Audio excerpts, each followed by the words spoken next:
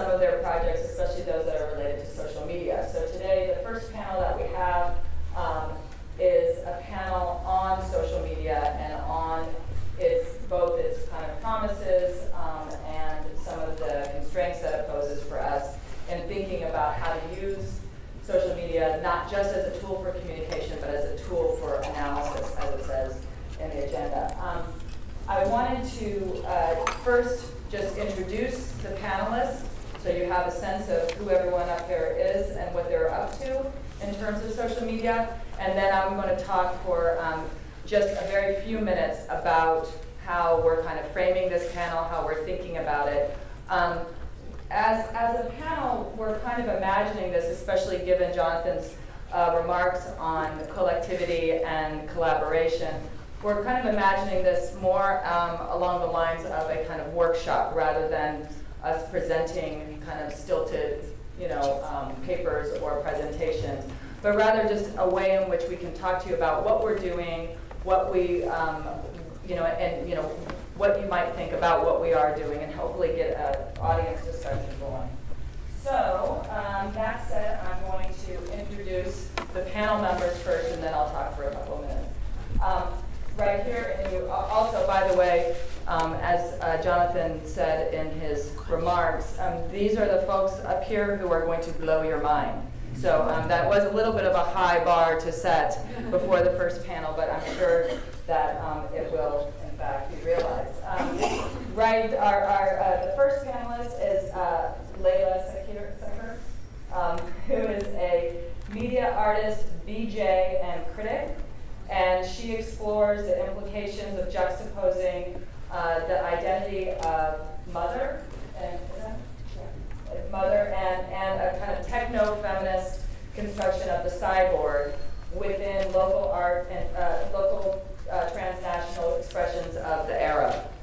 She's currently pursuing a Ph.D. in media arts and practice at USC. You got a little glimpse of what she's going to be talking about today in terms of her Twitter analysis on the revolutions in Egypt. So that's Laila. Next is Gregor Mackel, who works for IBM and leads global solutions for the media and entertainment industry there at IBM. He is a 14-year IBM employee, but he has, as I'm sure most of us do, a checkered past. He didn't put checkered, by the way, he just put past. A checkered past history as an actor. So we know it's checkered, right? Before an MBA changed his career progression and he went into IBM. Next to him is my colleague Dimitri Williams, who's also a professor at the Annenberg School, and you also just saw it in the video. Dimitri, every once in a while, convinces me that, in fact, there is magic behind numbers. And here he's convinced me on this project as well, where he's going to be talking about his work in kind of social network data analysis. Next to Dimitri is Megan O'Connor, who works in the social media and branding areas at Levi's, and she's been working with her team to think about how to establish a new model for consumer engagement using social media. So is really working through some of the issues of brands and social media, consumer engagement, and rethinking the whole kind of economic process and economic practice between consumers and brands in the 21st century. And finally, at the end, is Tim Receveur. Receveur. I was giving it a kind of French twist here. Tim Receveur, who is a Foreign Affairs Officer in the U.S. Department of State. He's involved with research and development projects on social media, mobile, and online video. So we have here a very kind of interesting and varied group of panelists talking about social media. So people from the academy, people from the corporate world, the commercial world, people from kind of media arts and activism, people from the State Department, and people, again, from the corporate world. So we should, this group of people is brought together today to talk about how it is that we can think in more complicated ways about social media. So just a few kind of remarks as a way to frame our discussion. A few things I think that are worth exploring about the terms itself, social media. We use it all the time. It's used in the popular press. It's used in the academy. It's used in scholarship. It's used in the corporate world. Often when scholars unpack the term social media, we, especially those of us in the media and communication field, we focus on the media part.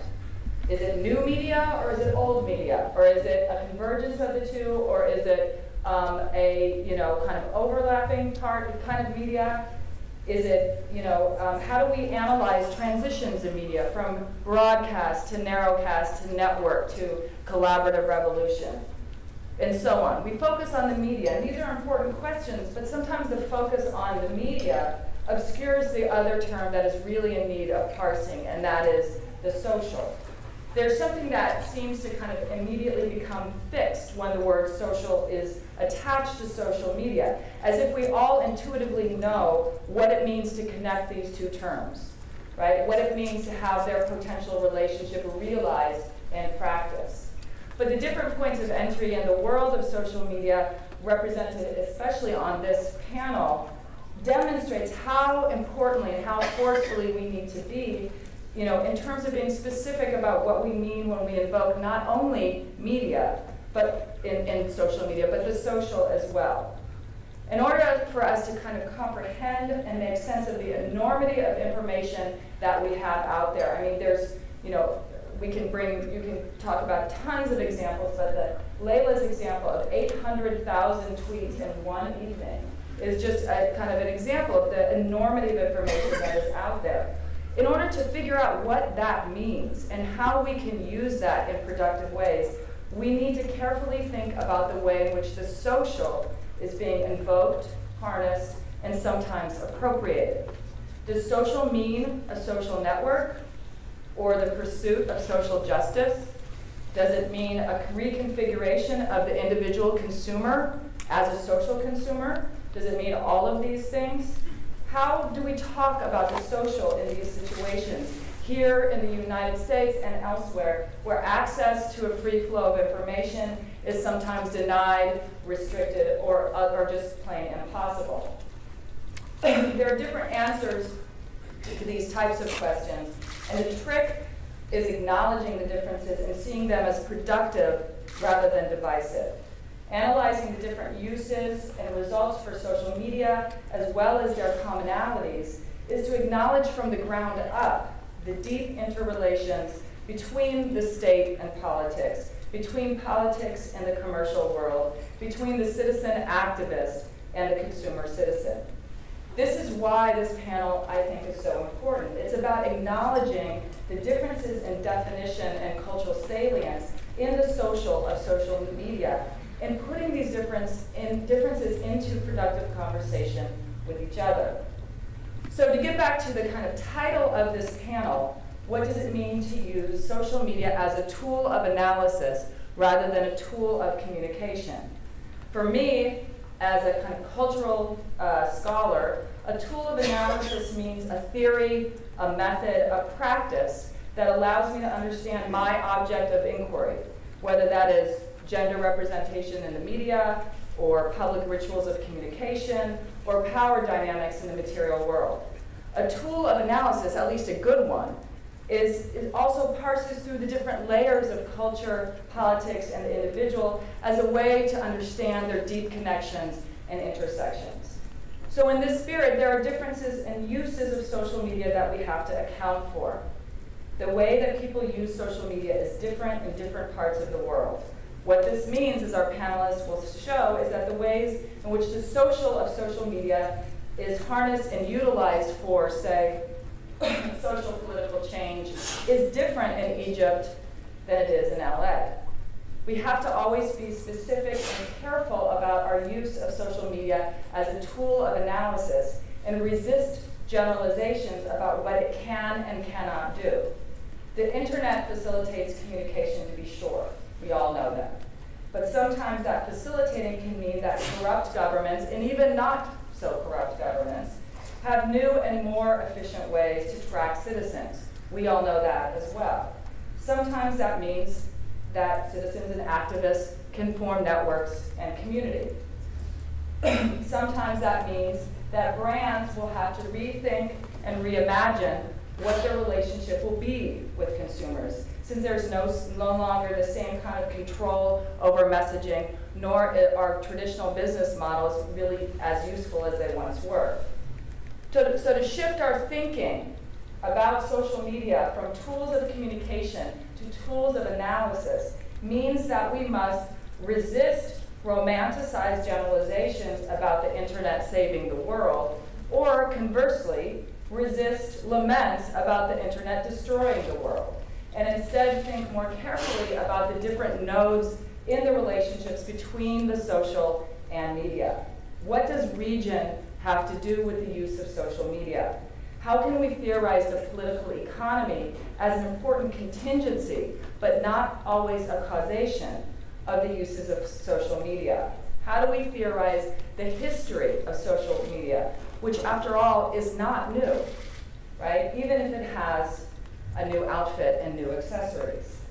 To end my comments with a more concrete example, in a recent, much discussed and often maligned article by Malcolm Gladwell in The New Yorker, he laments what he disparagingly calls the Twitter revolution, contrasting it with what he sees as the more authentic, and he argues higher risk-taking, face-to-face politics of the civil rights movement and the civil rights era. Without revisiting that discussion too much, I want to say two things. One, the civil rights movement was also mobilized and enabled by social media. The technology just looked different. So radio, newspapers, letter writing, door-to-door communication, protests, these forms of communication were also social media. And two, the idea that recent protests on the ground in places like Wisconsin, in the US, and Egypt and Libya in the Middle East are somehow not about risk-taking or authentic affect is just kind of laughable and also is simply wrong. Gladwell sees Twitter and the internet and other forms of social media as tools of communication, that is, as reductive and simplistic. This panel is asking us to think differently, to think of social media as tools of analysis, designed to help us think through some of the levels of engagement within social media, as well as examine the very real stakes for politics, for nations, for culture, and for individual in these endeavors. So with that, I will hand it over to Laila.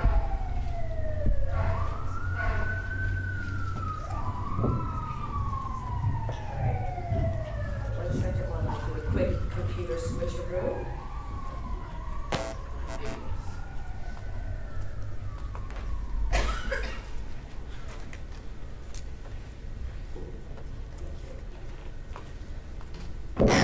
Good morning, everybody. So I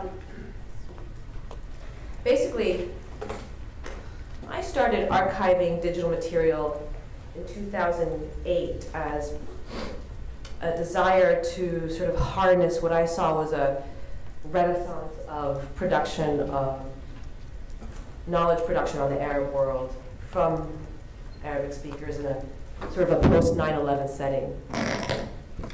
So,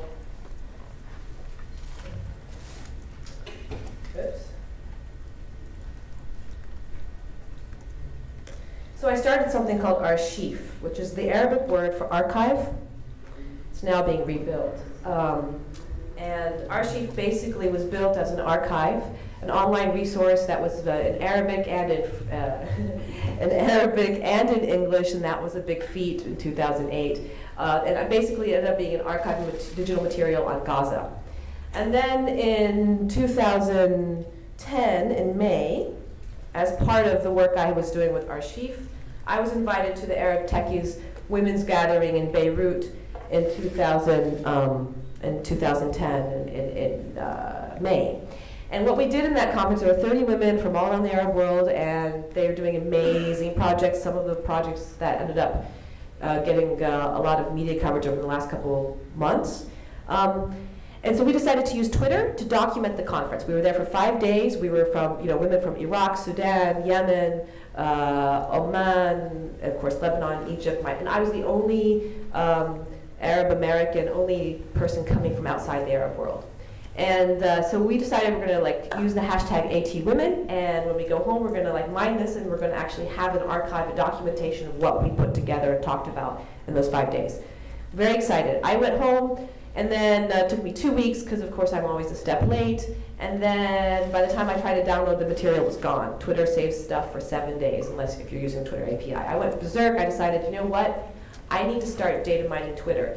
In the summer, I was archiving all the stuff on Gaza. There was the whole flotilla incident. I don't know if you remember. There was that humanitarian ship that was going to Gaza, and they were shot. And so that hit the Twitter news. And so I used that as the beginning. And we started data mining in August 2010, and I actually, in my database, I have about 10 gigabytes of Twitter feeds, and it started with Gaza. And basically, going forward, fast forward to January, when January 25th happened, I started immediately, I added the hashtag Jan25 to my list of what I was mining. 2 days later, my shared server broke. Meanwhile, I was in conversation with Annenberg, because I was, putting my project into the Crunch project, and they said, hey, your project is an interesting one, and would you like to join a workshop we're having with IBM to check out their big sheets and their big data processing? And I said, sure, I'll be there. That was a week later. It was February. Meanwhile, Egypt is is having a revolution, and the week is. There was a convergence of events that happened. There was a revolution going on in Egypt. I'm Egyptian American, right? So that was having a little personal thing. I was in Crunch, brought me into Annenberg. I'm sitting at a table with the folks, the engineers from IBM, and I'm watching the news and I'm tweeting, and it's all happening at the same time. And then, so I decided. One of the nights, I was like, all right, guys, I've been doing this. Twitter, can we jump the gun a little bit? And can you guys just, install Big Sheets on my computer? So they did. This is Big Sheets. Here's a little screen grab of a conversation I had with Sam Thompson over the phone, and he was explaining to me how to extract the HTML script from the data that I had pulled, because I was having problems with that. So, I went home and I went in and I put in import data. I put in my settings. I pulled 800,000 tweets. The ability to export them was so fast. It's that easy. Look, there's the button, there's the data. But then there's a lot of cleaning up and a lot more to do with it. And then the next day, I was able to come in and I offered them something very similar to this. However, it was on Egypt at the time. But today I want to show you something that I'm doing most recently. I've been pulling in the last 2 weeks 2 million tweets just on Libya and Syria alone. Also, I have Japan, by the way. I just added that because I know it's not related to the Middle East, but I figured while I'm just, data mining hashtags. So there's Japan. So one thing that I want to go back to I want to do a quick analysis and a case study of what I've done on the semantic analysis on Syria and Libya, and to show how that can give us a little bit of clue of what's going on and what are the sort of issues to talk about when we're talking about Syria today. First of all, this Twitter miner, this is what I built with code developer Christopher Morton. He actually built all the PHP. I have to give him complete credit, and this is what's running on our dedicated server thanks to the Annenberg lab. If you go here and you choose Libya, this graph is showing you the tweets of the last week by language. Green is English, brown is Arabic, and red is everything else, or pink, okay? So that gives you a sense of the language distribution of the hashtag Libya. Now look at Syria. Do you notice the difference? Do you see how much how considerable the Arabic is? Now, in the visualizations I'll show you, I'm not using Arabic yet. I've been able to use the Arabic language when I'm doing processing. It's hopefully I'll be in a conversation with folks later this afternoon to talk about how we can start integrating international languages into this process. So this gives you an idea, right? So what's going on in Libya? What's the conversation on Twitter in Libya is not happening by people who speak Arabic. I can just tell you that much. Now, are they happening by people in Libya? I didn't do that analysis, and I can, but that was another moment. Now let's go look quickly. And I think I just want to make just a little note about Syria right now, okay? President Bashar Assad made a speech. He spoke 2 days ago. And basically he gave no concrete timetable for any institutional change. He's not playing the game the way Mubarak played the game. He's not playing the game the way the Tunisians did, right? It's different in Syria right now. And people, I think, people in Washington right now are very excited about the idea of regime change in Syria. That makes Americans, woo, because, Syria has represented a sort of a bloc, sort of have represented this sort of pan-Arab pride back from the 40s and 50s when they were holding democratic elections, and it is the only Arab country that has had has freely elected a communist leader, right? And so I think that that's really interesting that you can see this, you can sort of see the difference of what's going on in Libya. You can see that in the data versus what's going on in Syria today. I think when you talk about what's going on in Syria, among the issues, it's basically the regime change is that, yes? Explain what we're seeing. Okay, sure. So here you've got, I want to explain how you read this with why it's important. Now this here's the semantic archive of about 500,000 tweets in the last week on Syria. And you can actually, these words are graphed by word to word to comparison. These are semantic relationships. In other words, all right, these words confirmed and urgent are related by the word and. They appeared in the tweet post connected by the word and. Here, you see the words that were connected, word 1 and word 2 were connected by a possessive.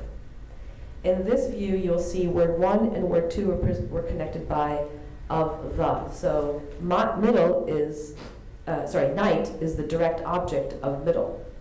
So this analysis allows you to look at Twitter not as a language, as sort of a sentence or even paragraphs, but rather word to word. And it allows you to see, to understand, words semantically, if that makes any sense. So basically, the computer is able to parse out parts of speech and able to understand that the word massacre, right, is a noun because of the words that come before it and the words that come after it. It understands its parts of speech. And so it's basically taking all of the corpus of data and giving this visualization. Now you can see what's exciting. I can move them around. I can zoom in, I can zoom out, I can make them show the top 20 words, I can add my own word like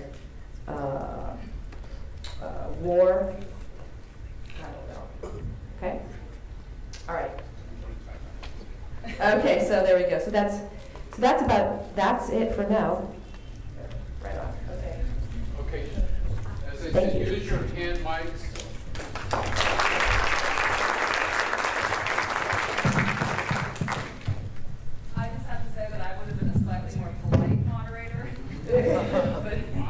I'm the hook.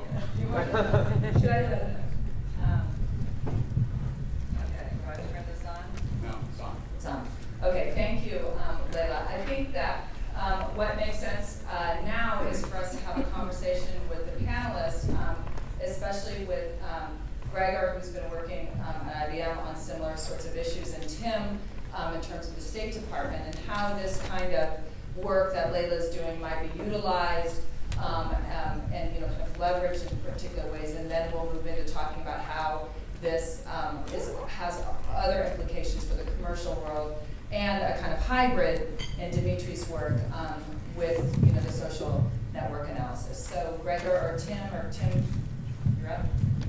Okay, Tim Receveur from the State Department, and this is the first I've seen of this, and it's pretty fascinating. We've been looking at different analytical tools like Morningside, there's Crimson Hexagon, and 2 or 3 others. And the problem was always, it's not real time, and so we would, not we, but the groups evaluating this, they would download lots of data from Twitter or from message boards or whatever. The problems have always been it took 3 months, 6 months, 9 months to analyze something that's going on real time, or it also had a problem with language. And that is pretty fascinating work, Layla. It's to be able to see those correlations in there and to mine that real time like you did. Sorry, I've got more on that in my presentation. Some other reports and stuff that ties in with that. So what Laila was showing was 2 pieces of IBM technology. One, which we call Big Sheets, which is a spreadsheet metaphor front end, if you like, for the Apache Hadoop internet data size database that allows you to basically bring in vast amounts of data and manipulate them. IBM's created a technology in front of that called Big Sheets, which allows you to use a spreadsheet metaphor and access all of that data that's sitting behind in terabytes, petabytes of data. The other piece that Layla's working with is a technology called Many Eyes, which is available on the web and is available for anybody to go to and fill in your own data. And in fact, I think at dinner last night, Tim was telling me that he's been playing with it himself and has discovered how easy it is to visualize data using Many Eyes. Those technologies are out there. And as Layla says, we came in for a meeting in February. This was all happening in Layla's world at the time, and we installed Big Sheets on her Mac and introduced her to Many Eyes, and she came back in the next day with essentially what you see up there on the screen, having just worked overnight. And our jaws literally hit the table.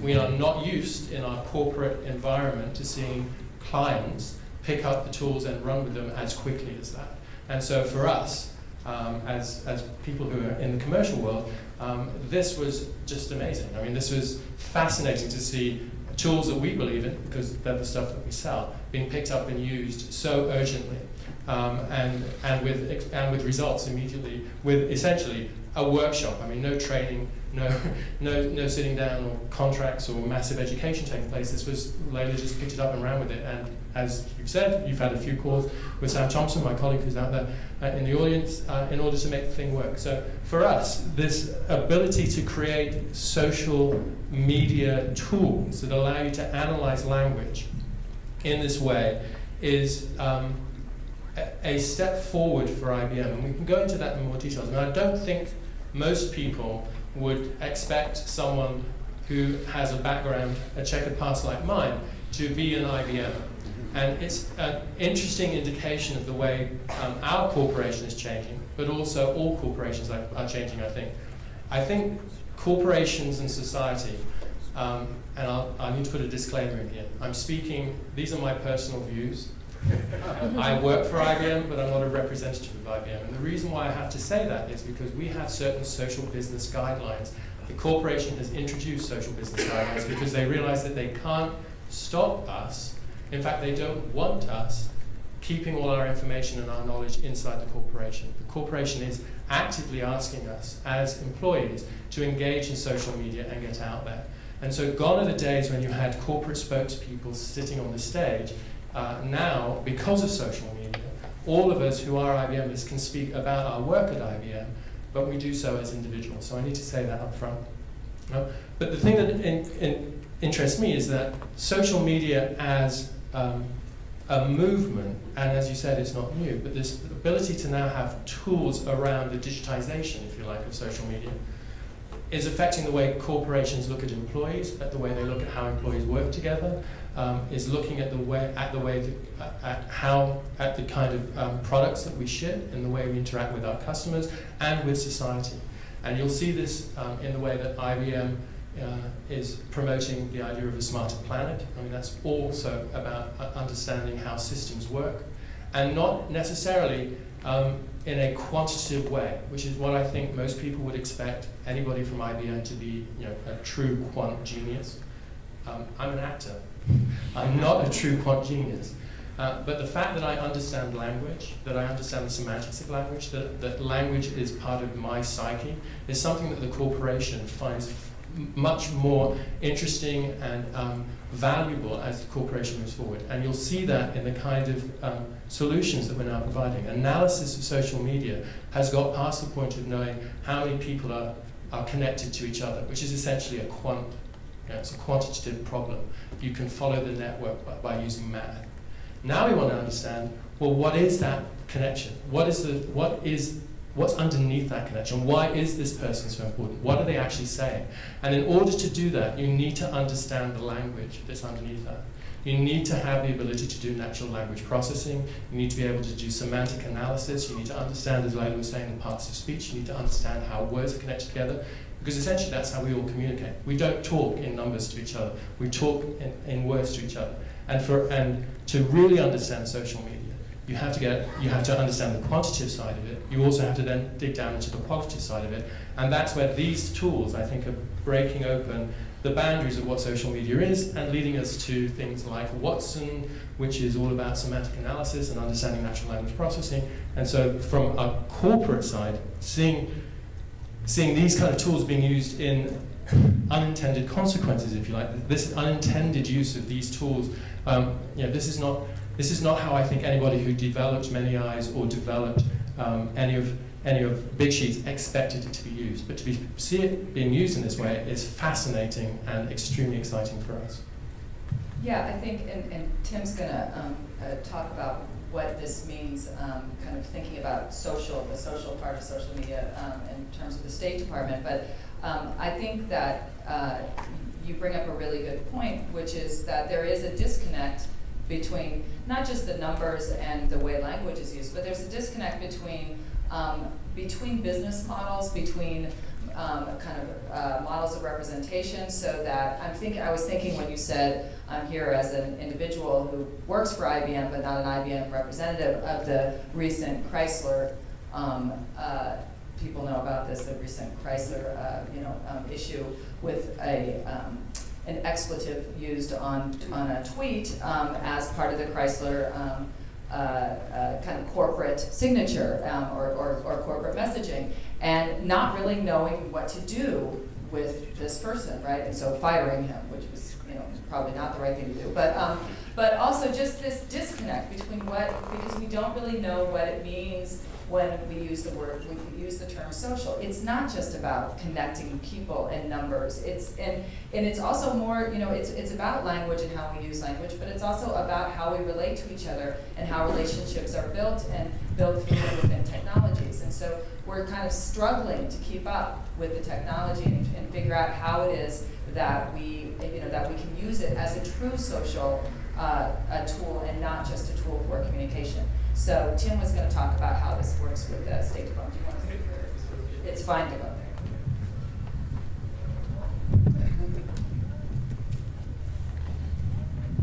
Well, thanks everybody for having me here. Tim Receveur from the State Department, and I told my kids the Nickelodeon thing was next door, and they wanted me to actually die. I'm going to go over there, but I definitely won't do that. And I appreciate the invitation from Jonathan Taplin to come out here and present to you guys.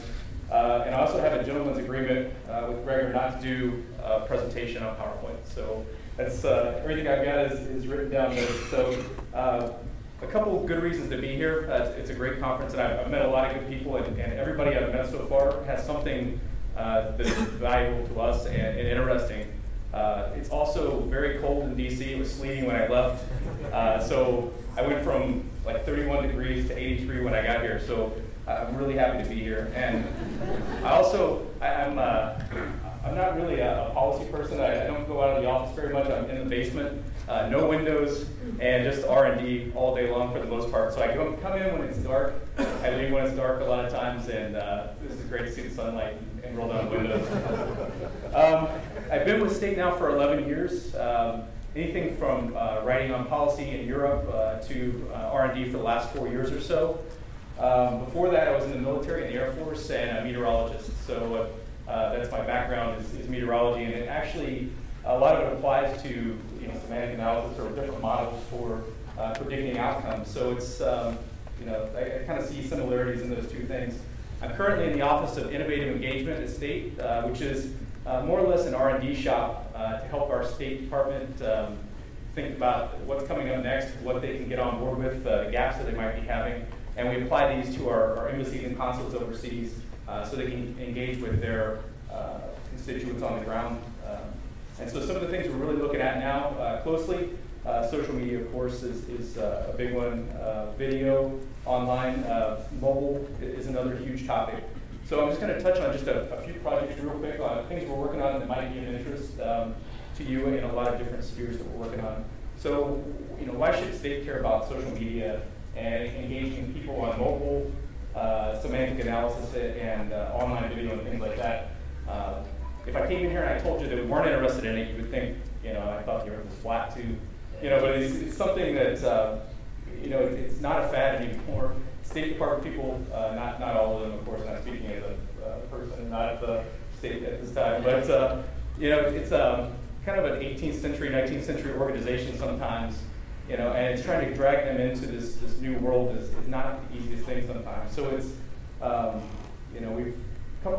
about 3 years ago, we started up the first Facebook site, and people thought that, these web pages have been around for 15 years, and this is what we're going to go back to.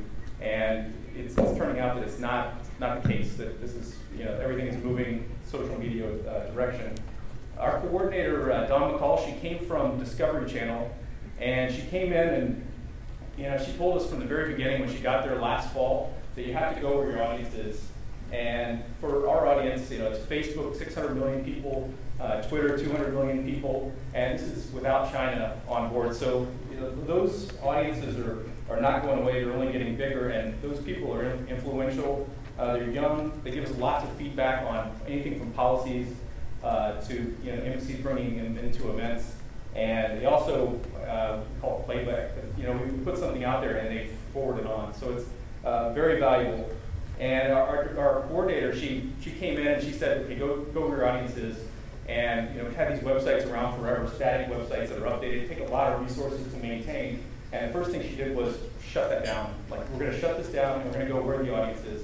So yesterday was the very last day of our America.gov website, and we're putting all those resources now into reaching out on these new platforms, finding other platforms in country that are relevant, that people go to and find interesting. And it's, the content on those sites are fine, it's just the delivery mechanism is really outdated. So we've had a saying in our office that disappointment breeds innovation. And it's a lot of that. We had an experiment with Facebook back in early 2008. I know most of you have been on it a lot longer than that, but State Department, we take it up and we say, we want to get on this, we want to get on Facebook. We were starting a project called Connect, which was online dialogue, using online video and feedback and polling and all kinds of different things in language to get feedback and connect people. And so we were going to, we had Adobe had a platform called Adobe Connect that we really liked, low bandwidth, we could reach out to different countries and language.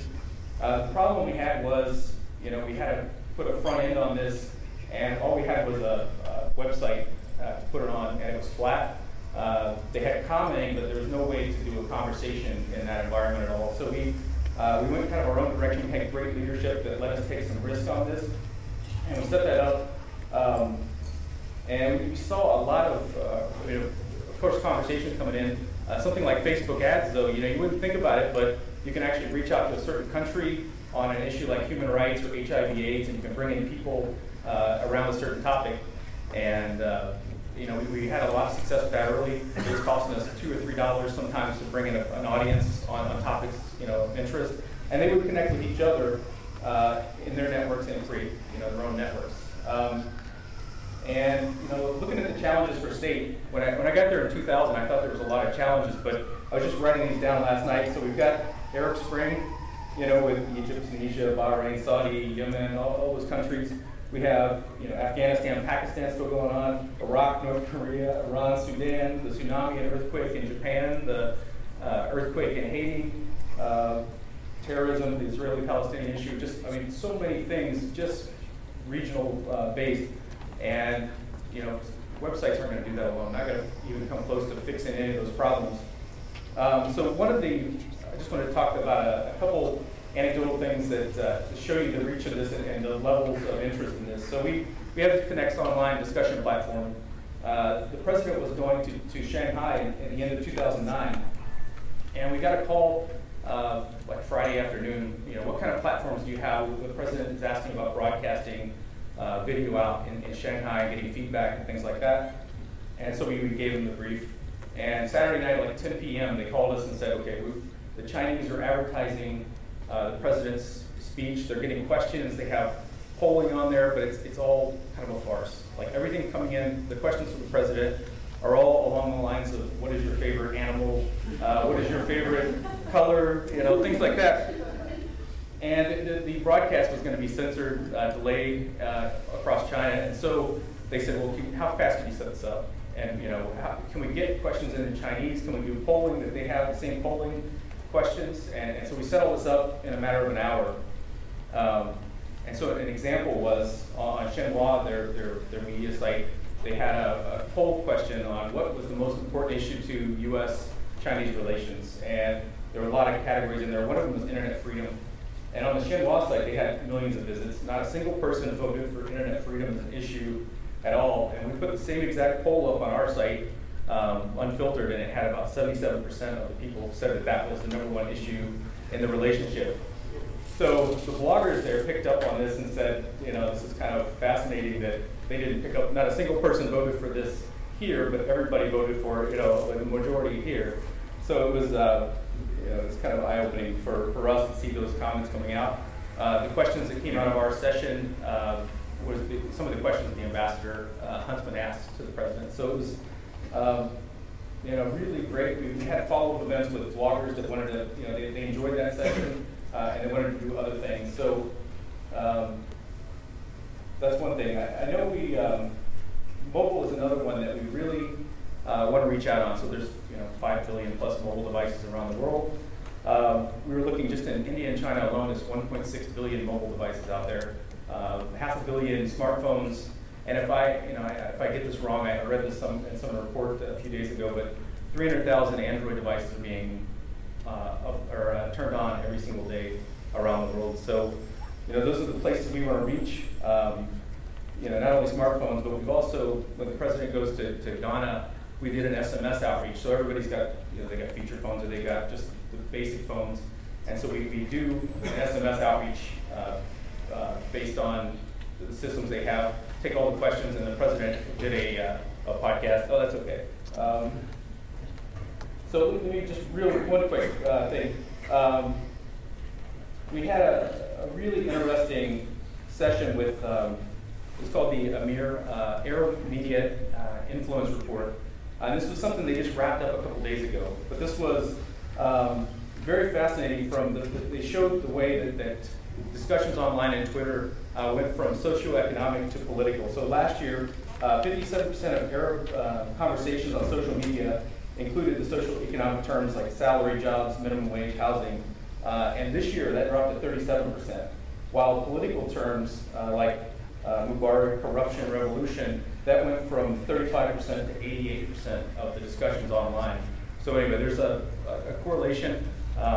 Like I said, with weather forecasting, we're looking for similar models that we can plug in variables and see if there is a correlation there in the future. So I'm wrapping up now. So thank you all very much. And I've got handouts on a lot of this, and happy to follow up on anything else that you have questions on.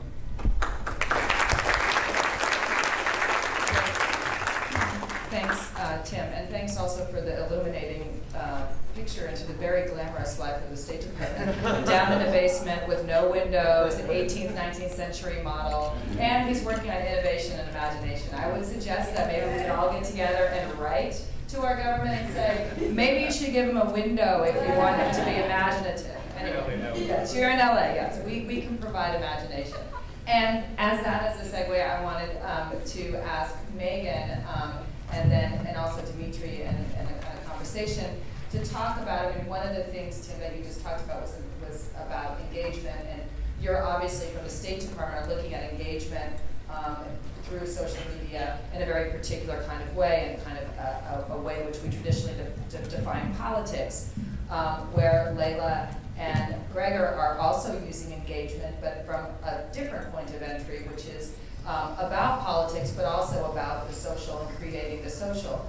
And Megan and Dimitri, in a certain way, are thinking about engagement in social media in a way that is about how business and the commercial world is kind of struggling to figure out what a business model looks like in the world of social media. How do we incorporate these terms and these concepts together in a way that that is about kind of a true, authentic engagement? And Megan's been really working on this with Levi, so I thought maybe you could talk about that for a bit.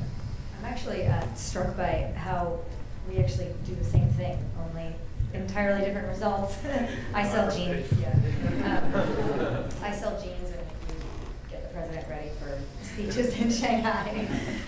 But we have similar challenges, both as a company in terms of how do we innovate really quickly, how do we get to places where we can have a dialogue with our consumers in a really transparent and authentic way.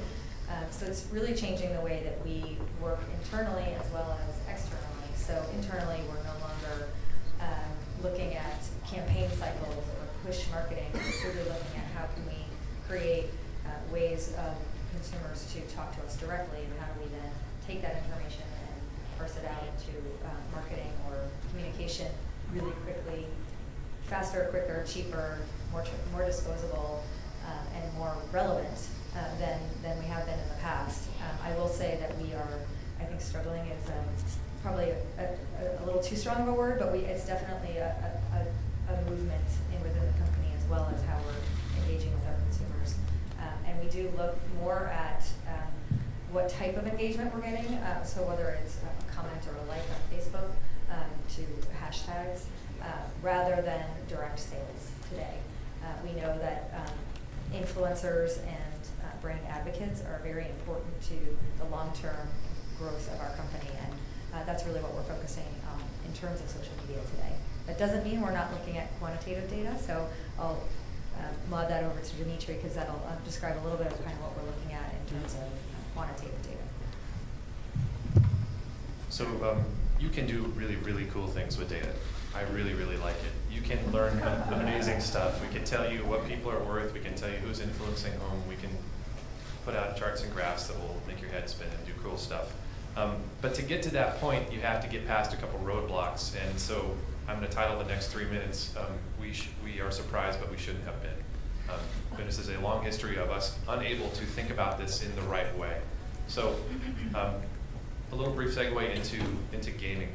I study online game players, and about 10, 15 years ago, the first big game came out, had 100,000 people paying a subscription fee, and we were surprised. And we shouldn't have been, because of course people want to play games together. Why wouldn't they? We always thought, well, they're isolated, they're dorks in basements. No offense to basements. And but we don't think about that. And then a few years later, another game came out, had 400,000 subscribers, and we were surprised, but we shouldn't have been. 5 years later, World of Warcraft came out, has 10 million subscribers, and we were surprised, but we shouldn't have been. And then 2 years ago, Zynga and Facebook blew up, and they have 250 million monthly average users on just one company's platform alone, and we were surprised, but we shouldn't have been. See the theme here. We shouldn't be surprised that people are social, and we shouldn't really be thinking about our relationship with them so much as their relationships with each other. That's going to be the big long-term win, is to understand that and how to piggyback onto it in an organic way that isn't about broadcast mentality. So even in the field of communication, we are all about what effect does our message have on the audience. And for the longest time, we just thought people were stupid. And eventually we realized that people influenced each other. We learned the two-step flow, which is you might be influenced by another person next to you, and that may be the thing that moderates, this message is coming through. We shouldn't have been surprised. And we've spent about 100 years fine-tuning that model. That's still our basic way of thinking, is how are we affecting people? How are people being impacted upon by some higher source? There is something in social network analysis called the birthday paradox, which is a good way of trying to kind of break your mindset about thinking about the relationships between people and this broadcast method and mentality. And the story goes something like this. You're standing in line at the movie theater or wherever, and there are 50 people in line, and someone asks you, what are the odds that 2 people in this line have the same birthday? And so you immediately think, okay, 50, about 370, 350 days in a year, whatever. Okay, so it's about 1 in 7, something like this. So everybody says 1 in 7. I said 1 in 7. Everybody says 1 in 7. Of course, this is one of those horrible trick questions. You know the answer isn't 1 in 7, but you don't really know why it's not 1 in 7. And the reason is you're thinking, okay, I'm standing in this line, I'm looking at these invisible lines between me and the other 49 people. There's a line, there's a line, there's a line, there's a line.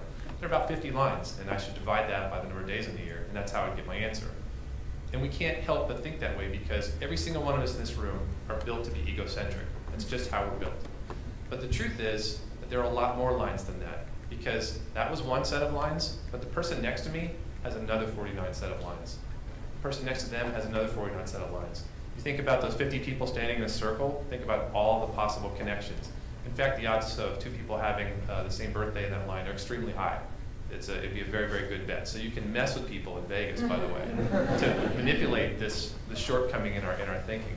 But what it tells you is we should not be thinking about how we as a company or as a researcher or as an individual are impacting a person on a one-to-one basis or on a one-to-many basis, but to be thinking about what are the existing relationships that are out there and how can we understand that and either take advantage of it or at least be aware of it. And I submit that step 1 of that process is thinking about how can I exploit that thing. I found, like you saw my little graph with dollar values on it, I found the influencers. Okay, I can seed my network through them. I can put a dollar value and I can track it and translate it over time. But I think the bigger, longer term win is understanding how those people impact each other and how to make things win-win and fit in an organic way with existing relationships. So to think about, well, I'm going to give them an offer or something, but how can I think about how I can give them an offer that is going to piggyback on and help their existing relationships in a good way that reflects what it is, what it means to be human and be part of a relationship, but still winds up getting them to buy my thing, watch my thing, do my whatever. You can't come in and do it in an inorganic fashion. We actually are looking at it similarly in terms of, we are very interested in our 4 million Facebook fans, but we're actually even more interested in how they affect their friends in terms of what they are telling people about how they're engaging with Levi's. So we're not just tracking what those direct relationships are, but those indirect relationships. And we're actually finding that when we extrapolate out, the number is closer to 300 million people that we can actually affect versus the 4 million direct relationship. So we're definitely looking at it in that way. Although we'd like to be looking at it more, getting more visibility into what those 300 million people are looking at as well. We have just a few minutes left, and I wanted to kind of open it up to questions in the audience, but I also just wanted to comment that I think with both Megan and Dimitri, I agree with you, Dimitri, about we were surprised by that and we shouldn't have been. But I also think that we can connect that back to Jonathan's opening remarks and his meeting with Apple and that remarkable quote about culture eats strategy for breakfast every day or for lunch, one meal. Every day that perhaps we shouldn't have been surprised by it because strategically we should have figured this stuff out.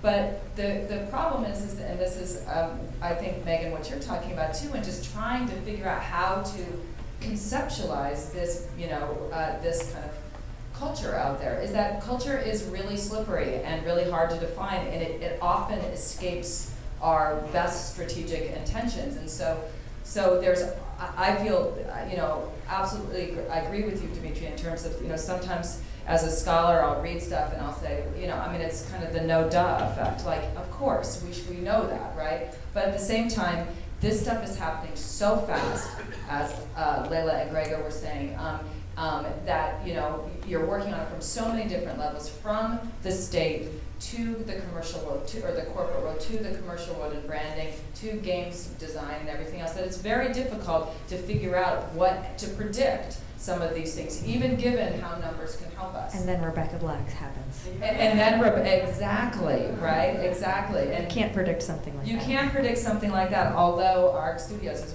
wants to predict something like that. I'm sure they're doing very well. In any case, I wanted to, we just have a few minutes, but I wanted to open it up for questions, and if there are no questions, I think, we can talk to each other on the panel. There's mics here. And there's mics in the audience.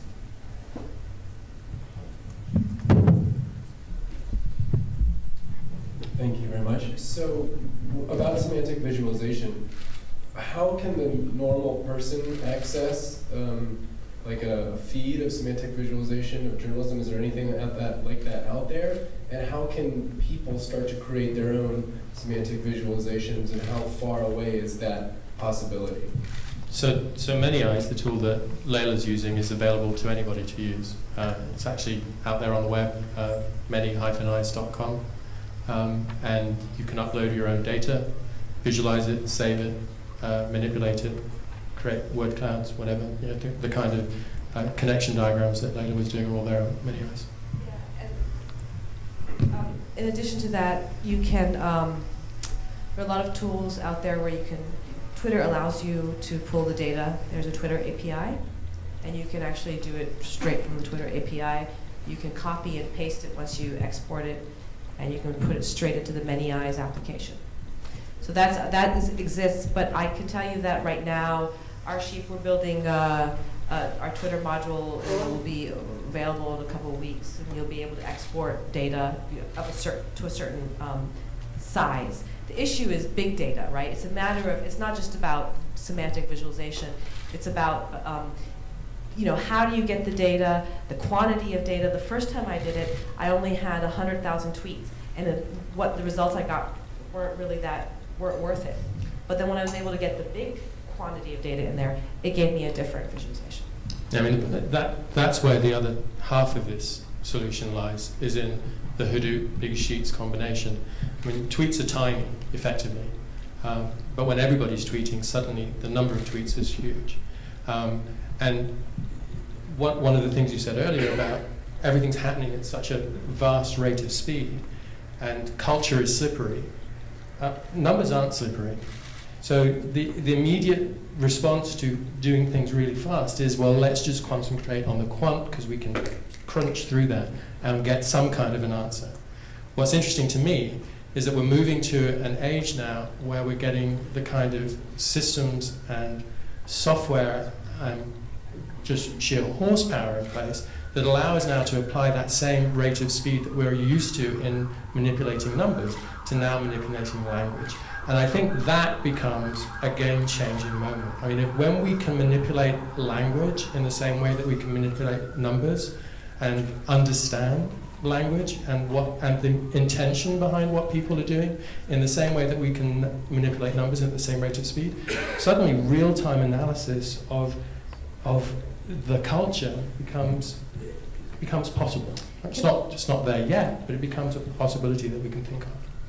Can I just add something to that? And I just want to make a point that I didn't get to at the end there, which is I think that the thing that we're all a little excited about, the real-time data and the real-time visualization. Al Jazeera has a really great visualization on their website.